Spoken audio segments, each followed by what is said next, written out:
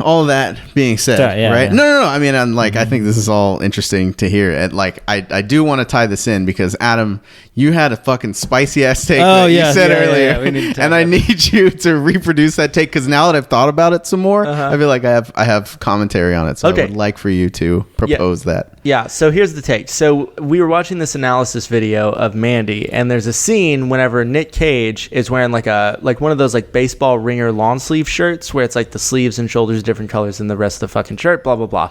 Yeah. But on the shirt it just says in big bold letters 44. Now the scene where this take, it was like a lightning bolt from Zeus just hit me in the fucking... It's like a color from space. It was like a color from space. Just hit me in the brain, and I got major dabble going on. So in that scene, there's like an old black man that Nick Cage is talking to. Do y'all remember who that character is?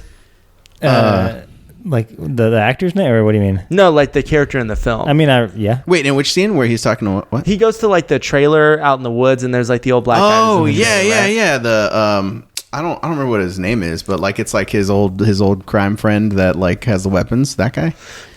I think so. Yeah, I thought so. Yeah. Okay. Anyway, so that's kind of the scene, right? He's going to talk to this guy, but so he shows up in a baseball like ringer shirt that says 44 on it, and it just hit me that Mandy was made post Trump, right? Yeah. Okay. So here's the take. So I think the reason why he had the 44 on his shirt is because he was going to talk to the old black man, the friend of his, and it was basically indicating that the real loss, the real melancholic object that pushed him into complete like psychotic, psychedelic insanity was actually not and Mandy represents. Hold on to your seats, you guys. This shit is so. But the surface level reading of the film is that Mandy is just this complete love of his life, completely, like everything he ever wanted, like completely tears his world apart. That's who he loves, right? So anyway, but at this point, she's dead. She's been murdered.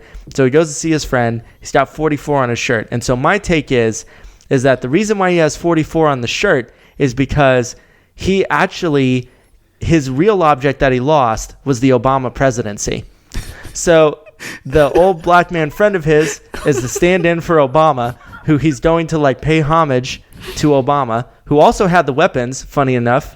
Obama, also the most drone-striking president you can imagine. So that makes sense to me in the take, right? Who idolizes Obama's presidency the most to wear one of his shirts? Well, I'll get to that. So the idea is that Cage, or his name is Red in the film. Yeah. So Red's real object that he lost, who he really stands in for, is actually Joe Biden.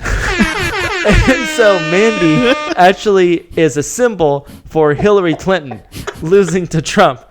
And so the 44 is like his homage to Obama's presidency. Hillary lost. Our Queen Hillary lost. She was tied up in a bag and burned in front of Well, that's what white men voters did to Hillary, obviously. That's what they did. Yeah, they stayed home. Yeah. So basically, they got on the internet and started running their mouth about her. That's right. Conspiracies. Yeah, the Bernie Bros. So really, the cult and actually the Bernie and the demonic motorcycle gang are the Bernie Bros. And so basically, the whole film is really like an allegory. Shout out to a past episode. It's an allegory for the Trump presidency and Hillary losing, and basically Nick Cage as Red is really Obama going in it's like the liberal dream. It's the liberal like nightmarish psychotic dream of what they really want to do. It's like they basically want to go on a murderous rampage and murder Bernie Sanders. They want to murder every Bernie bro to basically avenge the loss of Queen Hillary to the Bernie bros. And Red is Joe Biden. Ladies and gentlemen, we got him. Yeah, and I think that it's beautiful, right? It's beautiful because it has artistic consistency. Because after the destruction of the Bernie Bros, all we're left is just this fiery hellscape of performativity and like superficiality in politics, right? Neoliberalism. Like, yeah. Well, but I mean, like with Trump, because Joe Biden. I mean, it's still to come what's going to happen with Joe Biden and Trump, right? We don't know this yet. But if we're to assume that what we have now is Trump, then the crazy aesthetic hallucinatory dreams of this crazy cult leader with like all of his henchmen and stuff trying to get Mandy to service him sexually, and then having her just laugh at him, right? And that's why he killed her. And then there's just like all you have left is just like the indifference of the complete madness of these monstrous, demonic, drug-fueled idiots. I don't know. It's just, it's beautiful. There's truth to this interpretation. I think there absolutely is. And if you think about the last scene, which I know obviously makes the biggest impression on you, is that Nick Cage, after like brutally killing and just full carnage everyone, right? Murders fucking everyone. He gets in his car.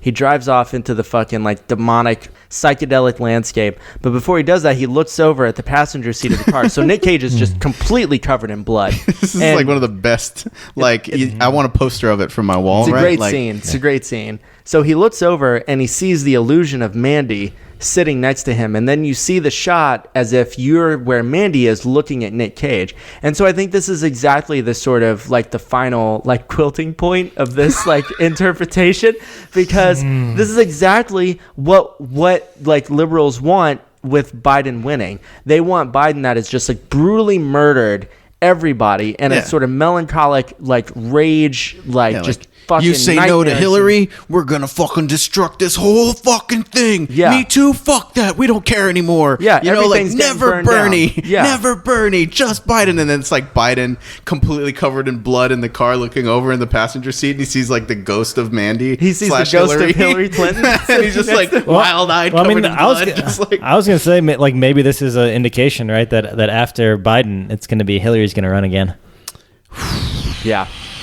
Jesus. The Hillary cyborg body is gonna run, because at that point like everything's gonna be lost, right?